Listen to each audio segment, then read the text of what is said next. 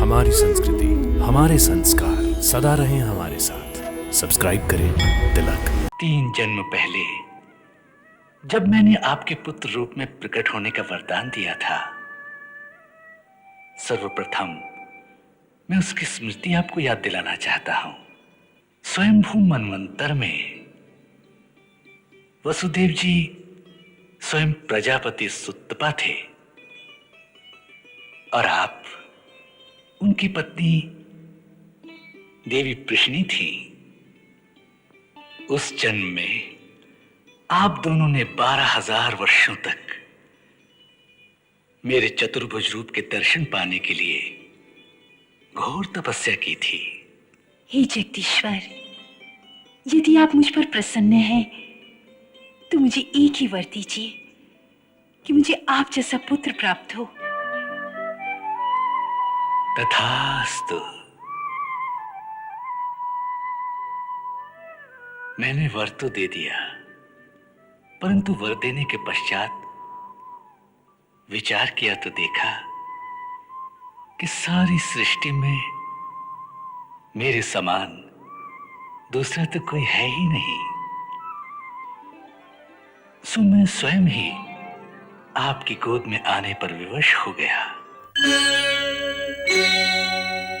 जानते हो, तारनहार आने वाला है। अच्छा, चुप रहो, कंस का एक सैनिक आ रहा है। तो क्या हुआ? अब हम किसी सैनिक से नहीं डरते, हमारे तारनहार आने वाले हैं। क्या महाराज कंस के सैनिकों से भी नहीं डरते? हम किसी सैनिक से नहीं डरते, हम स्वयं महाराज कंस से भी नहीं डरते, हमारे तारनहार आने वाले हैं। जो महाराज कंस से नहीं डरेगा वो मथुरा में जीवित भी नहीं रहेगा।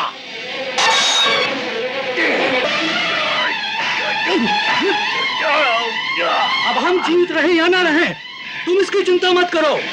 अब तुम्हारे महाराज कंस जीवित रहेंगे या नहीं, तुम इसकी चिंता करो।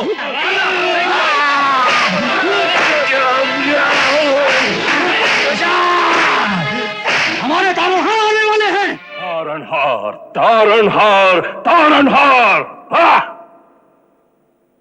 किस तारनहार का नाम लेते हैं? सेनापति, जो तारनहार का नाम ले उसकी जीवा खींच लो। जो विष्णु की पूजा करता दिखाई दे उसका मस्तक काट दो। उनको ये पाठ अच्छी तरह से पढ़ा देना कि मथुरा में एक ही भगवान है और वो है कंस। कंस और केवल कंस। चला डालो सबको, चला डालो। बुलाओ, बुलाओ अपने तारनहार को, बुलाओ।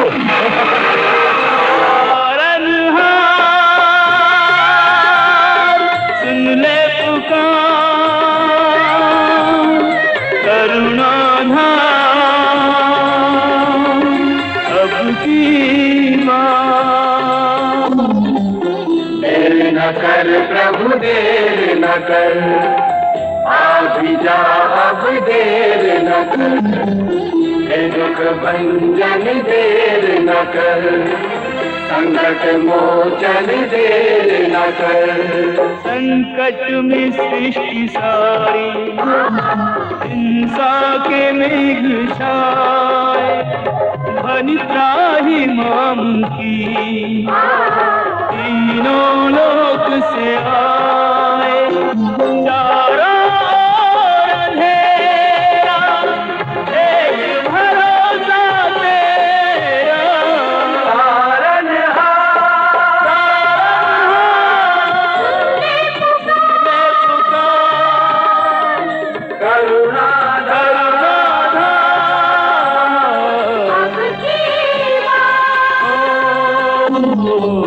देर न कर प्रभु, देर न कर, आप जा अब देर न कर। गज की पुकार सुन के गजग्राह से छुड़ाया, तूने ही आग से प्रहलाद को बचाया। जिसने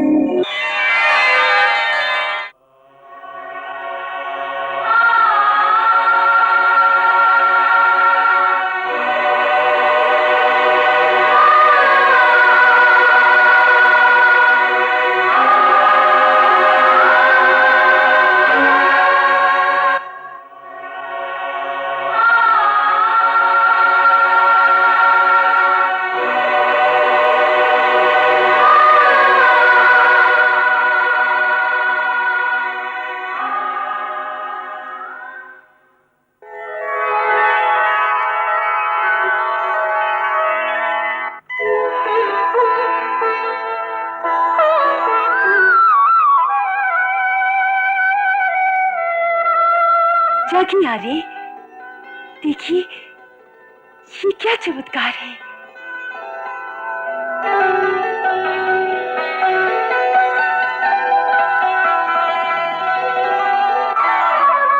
देखिए किसी ने चारों ओर फूल ही फूल बिखेर दिए हैं। फूल, स्वागत है प्रभु, स्वागत है। ये क्या कर रहे हैं आप? तारनहार को नमस्कार कर रहा हूँ देवी। तारनहार? कहाँ है तारनहार? वो जिनकी प्रतीक्षा सारा संसार कर रहा है, तुम्हारे गर्भ में पधार गए हैं। तुम्हारे उदर से एक नीली आभा चारों ओर प्रतिबिंबित हो रही है। तुम्हें अष्टम गर्भ की बधाई हो देवी।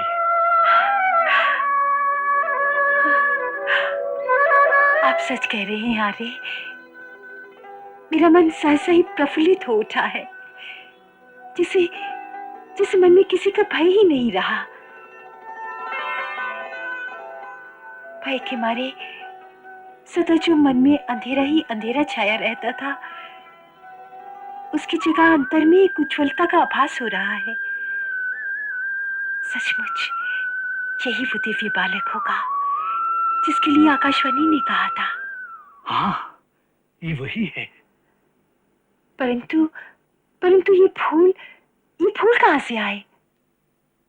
ये भी उनकी कोई लीला ही होगी। कौन जाने कौन कौन उनकी पूजा के लिए आए होंगे।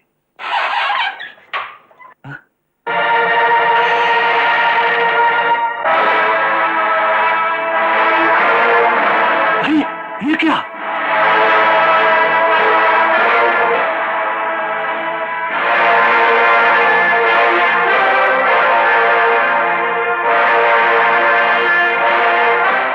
अरे ये फूल कहां से आए? ये फूल कौन लाया? मैं पूछता हूँ, ये फूल कौन लाया? यही प्रश्न मैं तुमसे पूछ सकती हूँ कि हमारे सोते तुमने किसको अंदर आने दिया था? मैंने अंदर आने दिया? हाँ, सब तालों की चाबी तुम्हारे पास है, इसीलिए तुम द्वार खोलोगे तो कोई अंदर आएगा ना। उत्तर दो, कौन आया था अंदर? चलो चलो, सारे फूल इकट्ठे करो और महाराज को सूचना दो। चलो।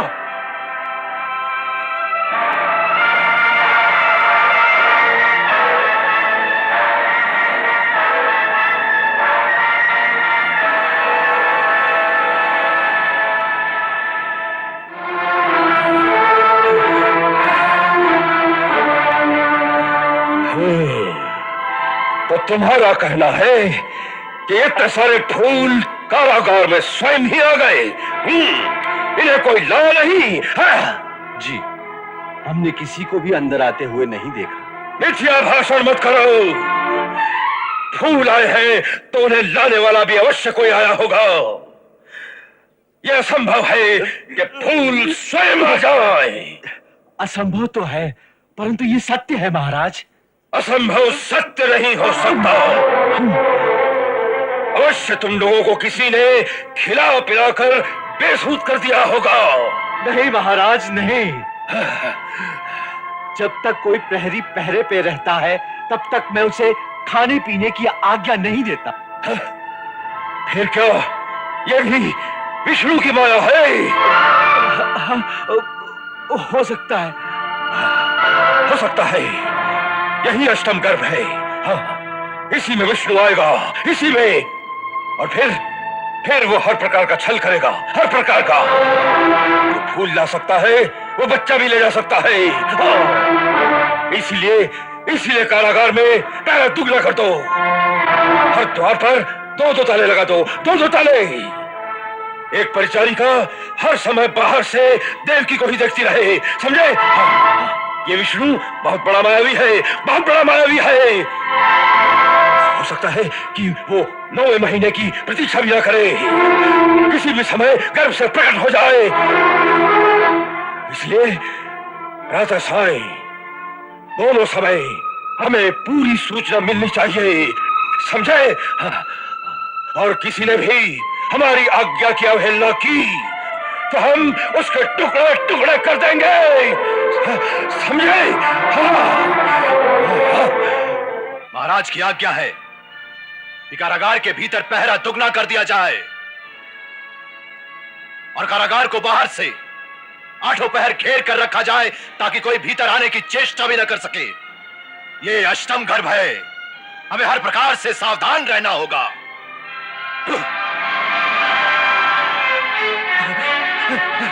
जरूर बोलो, वहां कुछ था? हाँ, कुछ था?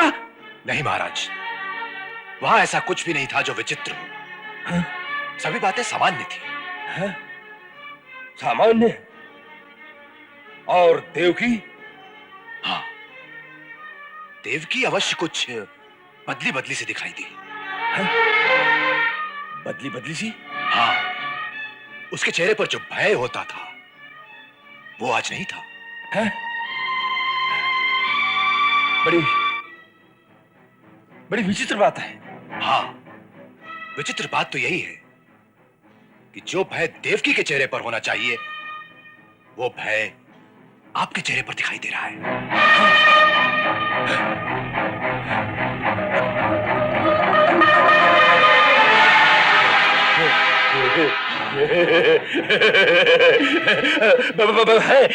भय और मुझे तुम्हारा कहने का अर्थ ये चाणूर कि मुझे बहुत उन्माद हुआ है? हाँ? नहीं नहीं चाणूर, नहीं। कंस कभी भयभीत नहीं होता, कभी भयभीत नहीं होता। भय उन्माद ना सही, परंतु आप विचलित तो हैं स्वामी। अब भी मेरा परामर्श मान लीजिए। देवकी ही सारी चिंताओं की जड़ है, जड़ को ही काट दीजिए। न रहेगी देवकी, न रहेगी चिंता।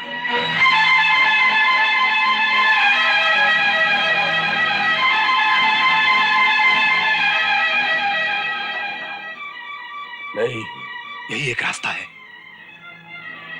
नहीं, मान जाइए महाराज, नहीं, यही एक रास्ता है।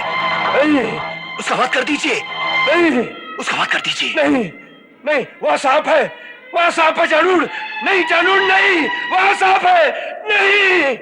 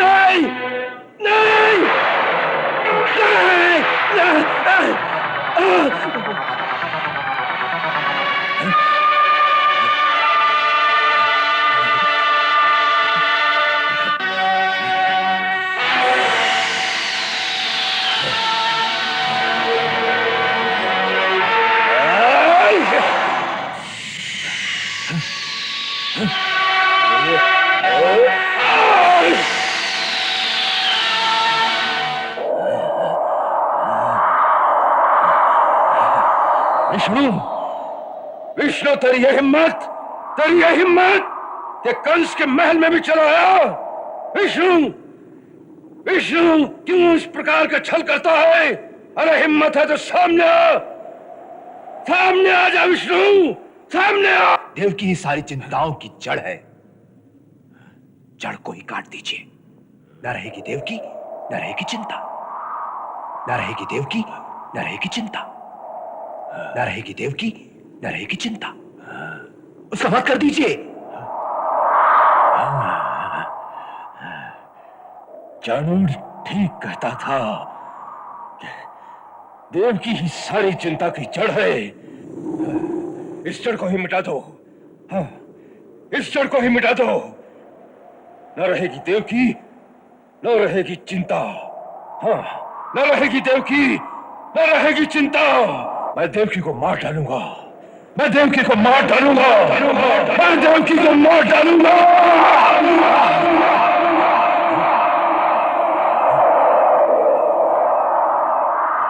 नहीं, ये मैं क्या सोच रहा था? एक अबला की हत्या करना, यही मेरी वीरता है, यही मेरी वीरता है जिसका मैं डंका बजाता हूं। नहीं नहीं, ये वीरता नहीं है, ये वीरता नहीं है, ये वीरता नहीं है। नहीं, मैं देवकी को नहीं मार सकता, मैं देवकी को नहीं मारूंगा, मैं देवकी को नहीं मारूंगा, नहीं मारूंगा, नहीं मारूंगा।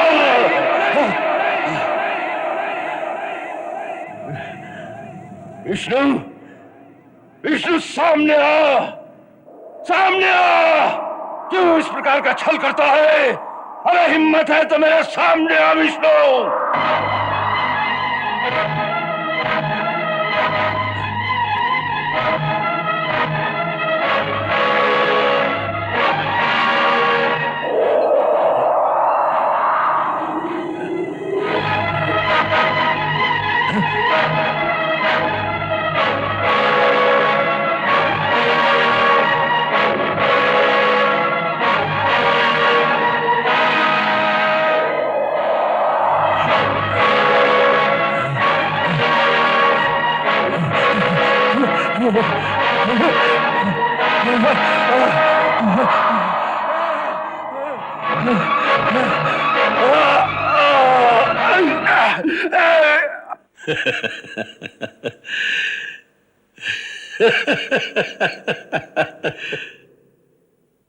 वाह प्रभु, क्या लीला है आपकी।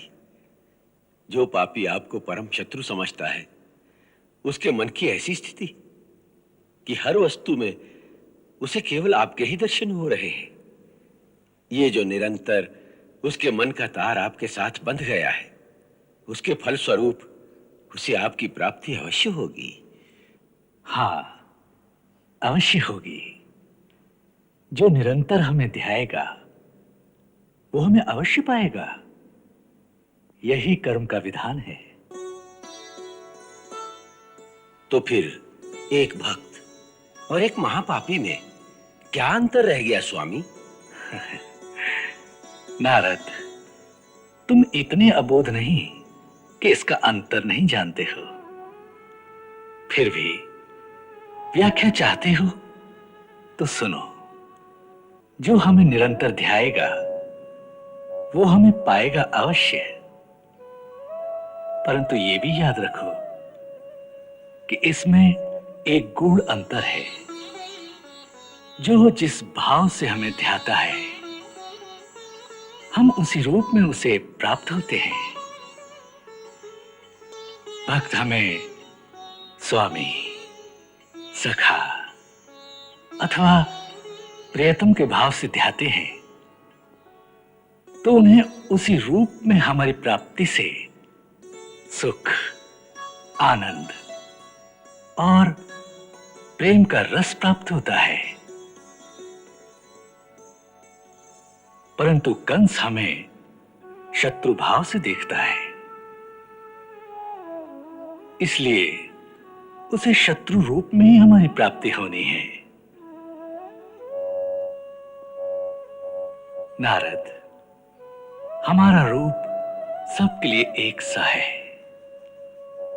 उसी रूप को देखकर जहां भक्त और देवता आनंद से गदगद हो जाते हैं, वहां उसी रूप को देखकर कंस भय के मारे तड़प तड़प जाता है, क्योंकि उस रूप में उसे भगवान नहीं शत्रु दिखाई देता है।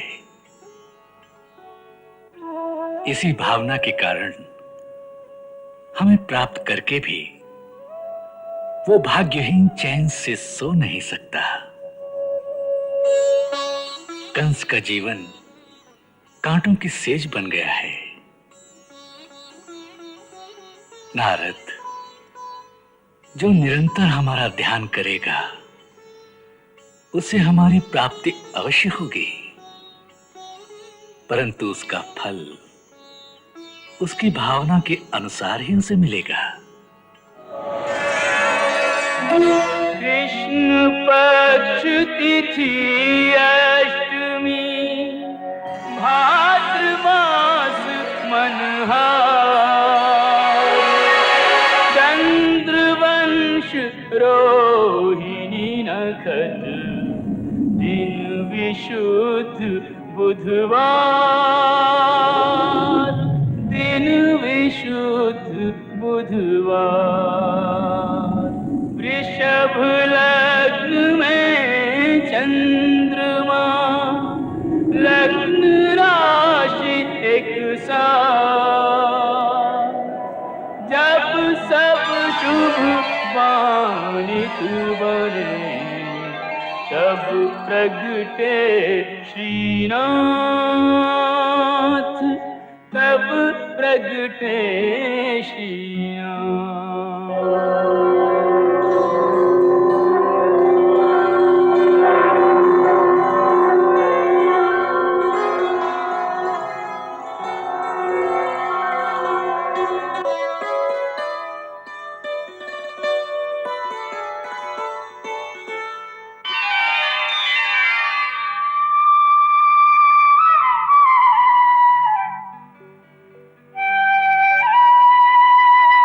हे माता, आपके पुत्र रूप में मेरे प्रकट होने का अब समय आ गया है।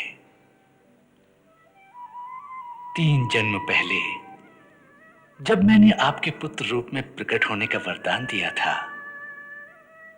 सर्वप्रथम मैं उसकी स्मृति आपको याद दिलाना चाहता हूं। हे देवी, स्वयंभू मनवंतर में वसुदेव जी स्वयं प्रजापति सुतपा थे और आप उनकी पत्नी देवी प्रश्नी थी। उस जन्म में आप दोनों ने 12,000 वर्षों तक मेरे चतुर्भुज रूप के दर्शन पाने के लिए घोर तपस्या की थी। मेरा ये चतुर्भुज रूप अति दुर्लभ है, परंतु आपकी घोर तपस्या से प्रसन्न होकर मैंने आपको इसी चतुर्भुज रूप के दर्शन कराए थे।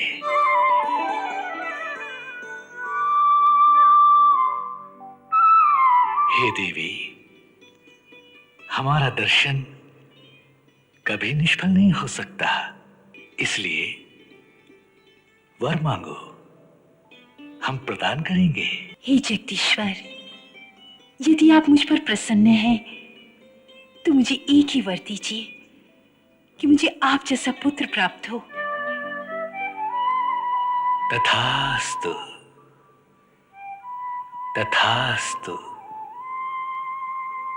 तथास्तु।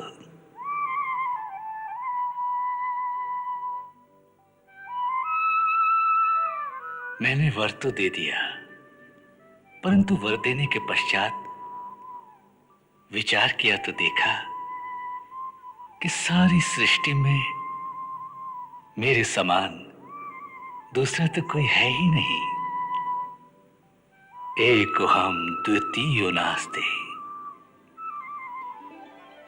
सो मैं स्वयं ही आपकी गोद में आने पर विवश हो गया। वर देते समय मेरे मुंह से 3 बार तथास्तु निकला था, इसलिए 3 जन्मों तक आपका पुत्र बनने का मैंने निश्चय किया। सो पहले जन्म मैं कृष्ण गर्भ के नाम से आपका पुत्र हुआ। फिर दूसरे जन्म में आप देव माता अदिति थी और पिताश्री महर्षि कश्यप थे। उस जन्म में जब मैं आपके पुत्र रूप में प्रकट हुआ तो मेरा नाम उपेंद्र था। शरीर छोटा होने के कारण लोग मुझे वामन भी कहते थे। उस रूप में मैंने राजा बलि का उद्धार किया। अब इस तीसरे जन्म में मैं स्वयं परिपूर्णतम परमात्मा ही आपके पुत्र रूप में प्रकट होकर अपना वचन पूरा कर रहा हूं। इसके साथ ही हे माता, मैं आपको मुक्ति का मार्ग भी बता देता हूं। यदि आपको मुझे पुत्र रूप में पाने का पूर्ण लाभ उठाना है तो पुत्र मोह त्याग कर मेरे प्रति ब्रह्म भाव की ही भावना रखना। इससे आपको इस जन्म में मोक्ष की प्राप्ति होगी। हे जगदीश्वर, यदि मुझे मोक्ष पद प्राप्त करने की लालसा होती तो उसी दिन मैं मोक्ष का वर न मांग लेती। नहीं प्रभु, मुझे मुक्ति नहीं चाहिए। मुझे तो आपके साथ मां बेटे के रिश्ते का अटूट बंधन चाहिए। वात्सल्य और मोह की जंजीरों से आपके साथ बंधी रहूं, यही मेरी लालसा है। फिर भले ही मुझे जन्म जन्मांतर के चक्कर से छुट्टी ना मिले। हे सकल सृष्टि के स्वामी, हे परमेश्वर, इस चतुर्भुज रूप को मेरे सामने से हटाकर एक मानवीय बालक के रूप में मेरे सामने आओ, जिसका माता की भांति लालन पालन करूं, जो मुझे सताए दुख दे तो उसमें भी आनंद पाऊं, जिसे क्रोध करूं तो रोने लगे और फिर उसे हृदय से लगाकर मैं परम वात्सल्य रस का पान करूं। इसलिए ज्ञान ध्यान की ये सब बातें, ये भक्ति, ये आराधना की बड़ी बड़ी आध्यात्मिक कथाएं सब मुझे भूल जाए। केवल याद रहे मुझे माता का मोह। मेरे अंतर को ज्ञान, योग, वैराग्य, भक्ति अति समस्त दुर्लभ पदार्थों से मुक्त कर दो, रिक्त कर दो। मेरा अंतर और उस अंतर घर को केवल ममता के रस से भर दो प्रभु, ममता के रस से। मुझे केवल मां और पुत्र का संबंध याद रह जाए, बाकी सारा ज्ञान मेरे हृदय पटल से मिटा दो। तथास्तु।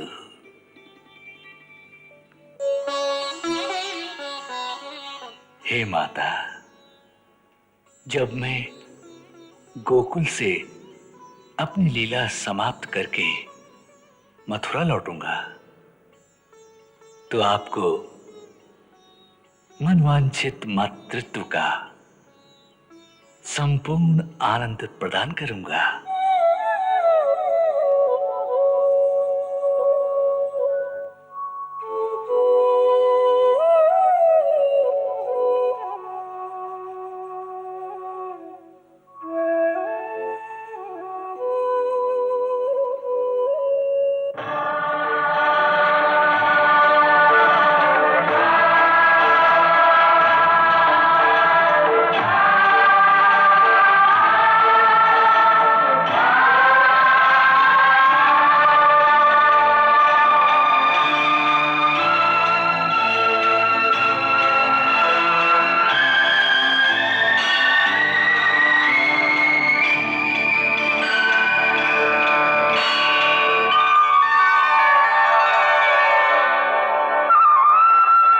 मेरी माया के प्रभाव से आपको ये सब बातें याद नहीं रहेंगी। आप पुत्र मोह की भावनाओं के जाल में स्वयं भी अपने आप को लपेटकर एक ओर मातृत्व और वात्सल्य का सुख और दूसरी ओर माता के भावुक हृदय की गहरी पीड़ा, दोनों भावनाओं का अनुभव करेंगी।